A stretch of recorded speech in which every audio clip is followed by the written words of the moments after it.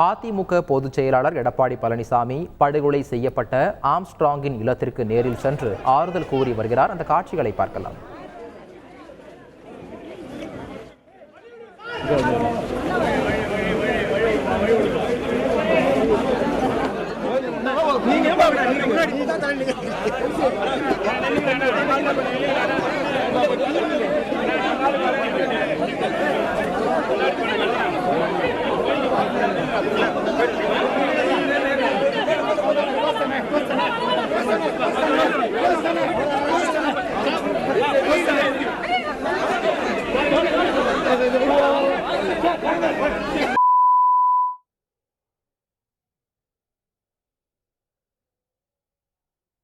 இது குறித்த கூடுதல் தகவலை செய்தியாளர் சதீஷ் முருகனிடம் கேட்கலாம்.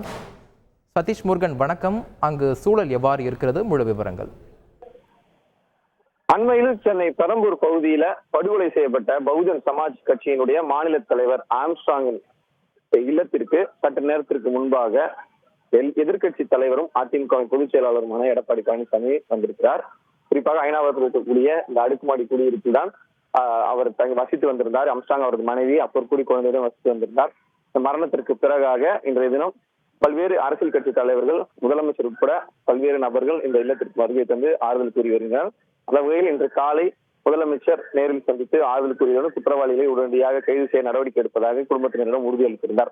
அதனைத் தொடர்ந்து பாட்டாளி மக்கள் கட்சியினுடைய தலைவர் அன்புமணி ராமதாசும் சற்று நேரத்திற்கு முன்பாக ஆம்ஸ்ட்ராங்கின் மனைவி பொற்குடி மற்றும் குழந்தையை நேரில் சந்தித்து ஆறுதல் கூறி இது தொடர்பான வழக்கை சிபிஐக்கு மாற்ற வேண்டும் என அறிவுறுத்தியிருந்தார். தற்பொழுது எதிர்கட்சி தலைவரும் அதிமுக பொதுச் செயலாளருமான எடப்பாடி பழனிசாமி கட்சியினுடைய நிர்வாகிகள், சட்டமன்ற உறுப்பினர்களுடன் அடுக்குமாடி இல்லத்தில் இருக்கக்கூடிய இந்த இல்லத்திற்கு சென்று பொற்குடி மற்றும் அவரது உறவினர்களிடம் பேசி வருகிறார். குறிப்பாக இந்த விவகாரத்துல பல்வேறு எதிர்கட்சியை சேர்ந்த நிர்வாகிகள் மற்றும் எதிர்கட்சியினர் தொடர்ந்து அரசின் மீது குற்றச்சாட்டுகளை முன்வைத்து வரும் நிலையில இன்றைய தினம் தொடர்ந்து பல்வேறு தலைவர்கள் அவர்களை சந்தித்து ஆறுதல் கூறி வருகிறார்.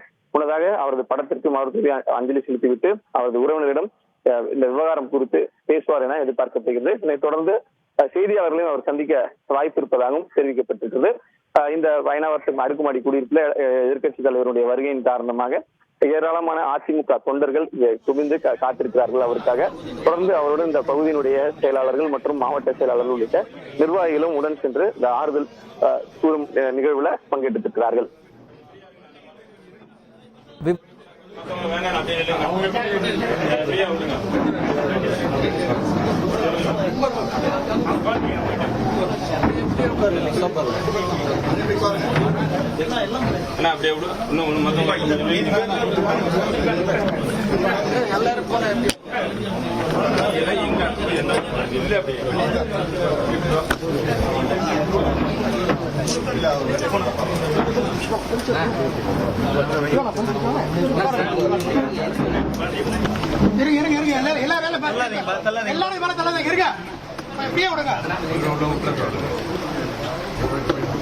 அதே கை